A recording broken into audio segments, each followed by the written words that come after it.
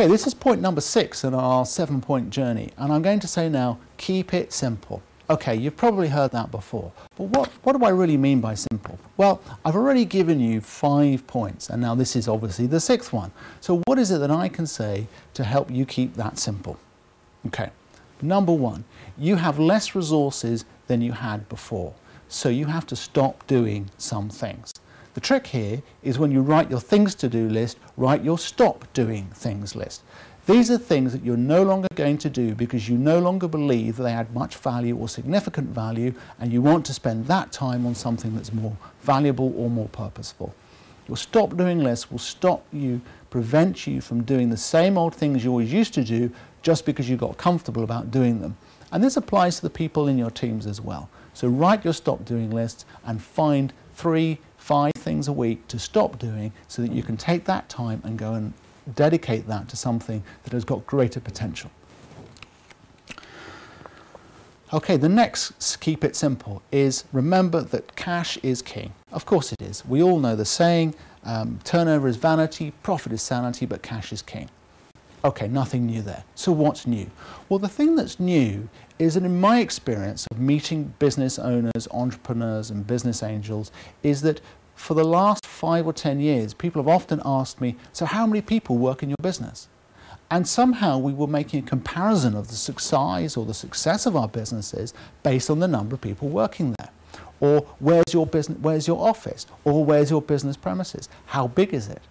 I've discovered that all those people who are asking me those questions 5 or maybe 10 years ago, their businesses are in deep trouble.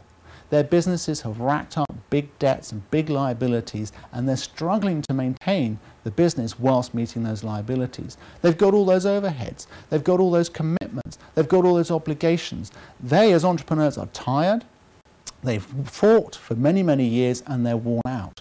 And really, we're finding that actually the vanity in business is thinking that the number of employees you have is some sign of your business success. It isn't. We need to get over that and find a different way of thinking about business success. Okay, so what is it you're going to measure? Well, let me give you 2 things. You want to measure how your brand values are changing, and I really dealt with that when I talked about marketing and the feedback loop earlier in my previous point. And then the second thing to focus on is your revenue per equivalent employee. So if you look at the difference between Yahoo and Google, you know that Google is a better business because we know that they're a better business. We all believe that.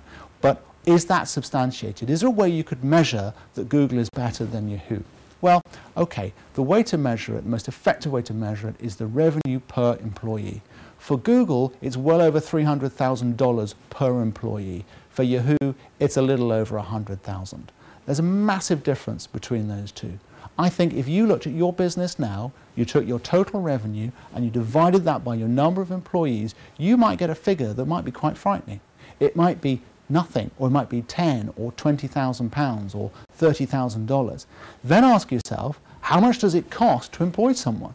If it's going to cost 20, 30, 40,000 pounds to employ someone, then you're not going to make money. The only way you'll make money is by each employee generating more revenue or delivering more revenue. So focusing on this number will help you see where you are, where Yahoo is, and Yahoo is a successful business, and where Google is, and therefore what a great objective might be. So if we were to set ourselves an objective of $300,000 per employee, per annual revenue, then if you got to that point, you know you would have a business that is as strong and secure as Google. So that's the measure you can use right now. It's very simple. You can do it every month. You can see it increase, and you can see it reduce. If you focus on that, you will know whether your brand is strong and you're able to charge a premium price. You'll know whether your products and services are the products and services that customers want to buy and want to consume, and you'll know whether you're an efficient business. That number, that one number, will tell you all of those things wrapped up. If you want to keep it simple, that's the number to focus on. Thanks for listening to this video clip. Please follow the link to watch the next one.